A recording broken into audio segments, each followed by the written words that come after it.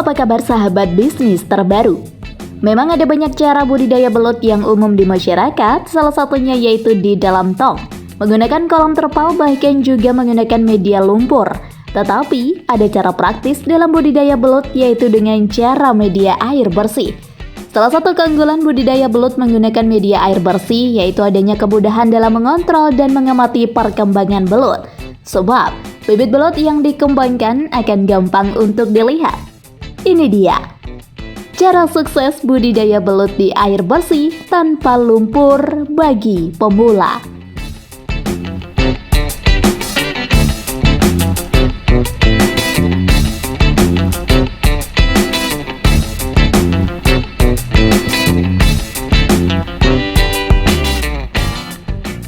Persiapkan kolam. Persiapan kolam untuk budidaya belut merupakan langkah awal untuk memulai usaha ini. Pada umumnya kolam yang digunakan yaitu berupa kolam yang berjenis terpal atau kolam dari semen. Jika kalian menggunakan kolam semen, sebaiknya menggunakan kolam yang semennya sudah benar-benar hilang dengan merendamnya beberapa hari.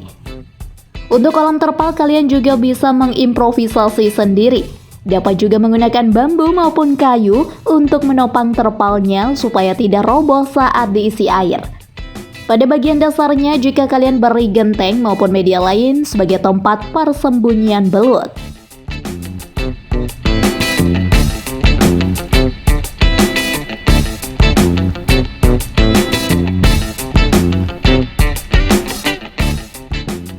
Pengaturan air. Dalam budidaya belut tanpa menggunakan media lumpur, air menjadi faktor utama yang sangat berpengaruh untuk perkembangan belut. Apabila air yang digunakan tidak rutin untuk dikontrol, maka akan berpengaruh pada perkembangan belut itu sendiri.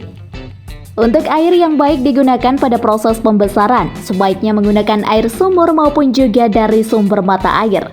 Jangan sampai kalian menggunakan air dari PDAM, sebab masih banyak sekali mengandung bahan kimia seperti halnya kaporit untuk pemurnian air. Suhu air hendaknya juga dijaga tetap berada pada kisaran 25-28 derajat Celcius dan juga pH air berkisar antara 6 hingga 7. Berikan sirkulasi air maupun juga aerator supaya nantinya air setiap saat dapat berganti dan meningkatkan kandungan oksigen.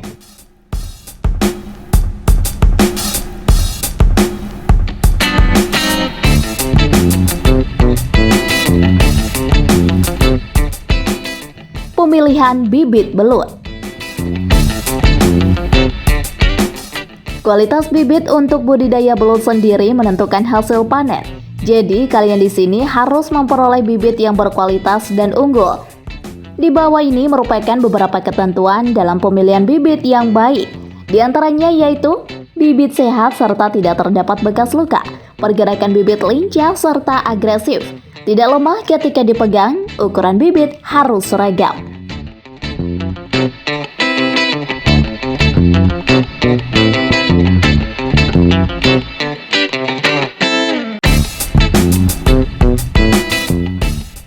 Pemilihan bibit dan cara menyebarkannya.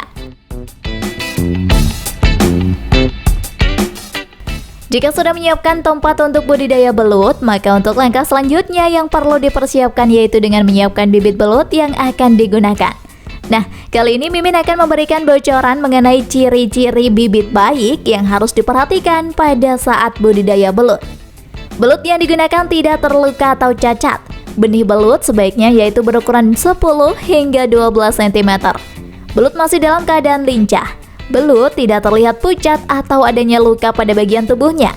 Benih belut sendiri yang akan digunakan pada budidaya belut tidak mengeras ketika dipegang. Setelah kalian di sini menemukan bibit dengan kriteria di atas untuk proses budidaya belut, maka langkah selanjutnya kalian harus menebar benihnya.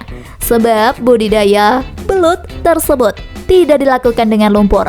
Maka kalian di sini dapat bisa menyebar lebih banyak bibit belut.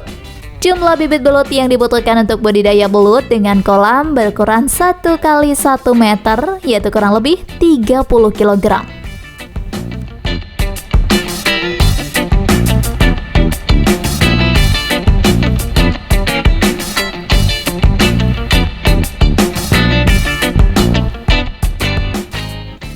Pemberian pakan budidaya belut. Pakan yang harus diberikan haruslah pas, tidak terlalu banyak atau sedikit. Jika terlalu banyak, maka air akan cepat kotor sehingga belut akan mudah sakit dan kemudian mati. Jika sebaliknya, bisa-bisa sifat kanibal belut akan muncul sehingga mereka akan memakan satu sama lain. Sebagai catatan, selama belut masih memakan pakan yang kamu berikan, jangan mengganti pakan dengan yang lain. Berikut adalah jenis pakan yang disukai belut. Cacing merah, ikan cere, anakan ikan mas, kecebong, keong sawah, ulat Hongkong. Jika Anda menyukai video ini, silahkan klik like dan subscribe untuk mendapatkan video bisnis terbaru dan terupdate dari kami.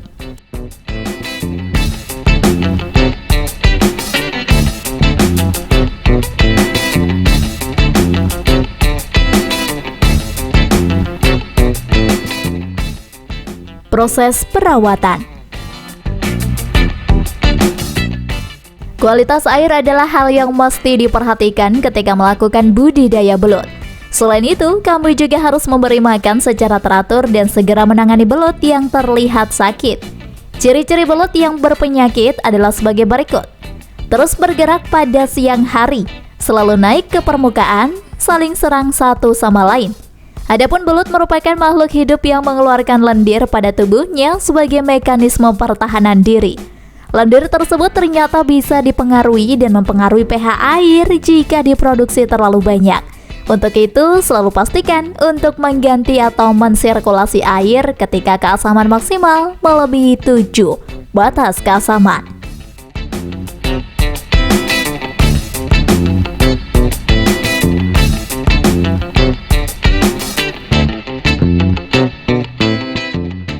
Panen budidaya belut. Proses panen budidaya belut ternyata relatif sangat mudah untuk dilakukan karena kamu tinggal mengangkat jaring yang sudah disiapkan sebelumnya. Jika kamu tidak menggunakan jaring, cukup kuras saja kolam tersebut. Sebelum panen, pastikan kamu sudah menyiapkan wadah untuk menyimpan belut-belut tersebut.